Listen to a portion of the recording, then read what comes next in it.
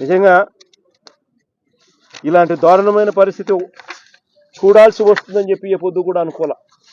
చంద్రబాబు నాయుడు గారి హయాంలో ఈరోజు అలాంటి దారుణమైన పరిస్థితి వస్తూ ఉంది.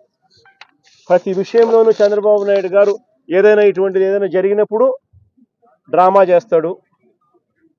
వెంటనే చేసేస్తాము, వెంటనే 10,000 మంది రైతులతో ఫోన్లో మాట్లాడాడు అంటాడు. వెంటనే ఇదిగో చేసేస్తున్నామని అంటాడు. మొన్న ఏమంటాడు, ఉల్లి రైతుకి ఏమంటాడు, హెక్టార్కి 50,000 అన్నాడు. దాని ముందు 1,200 రూపాయలు పర్ క్వింటాల్ కొంటాను, దాని ముందు 1,200 రూపాయలు పర్ క్వింటాల్ కొంటానన్నాడు. అది కొనలా. అది పోయి మళ్ళీ ఆ తర్వాత 50,000 రూపాయలు పర్ హెక్టార్కి ఇస్తాడు. అది బాయా.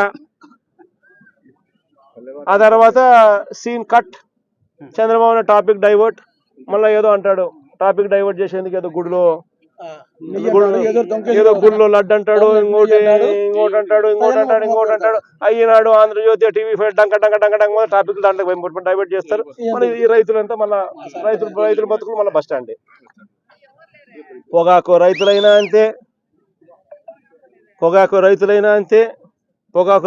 అంతే, ఉల్లి రైతులైనా అంతే, వరి పరిస్థితి అంతే, చీనీ రైతులైనా అంతే, అరటి రైతులైనా అంతే, టమాటో రైతులైనా అంతే.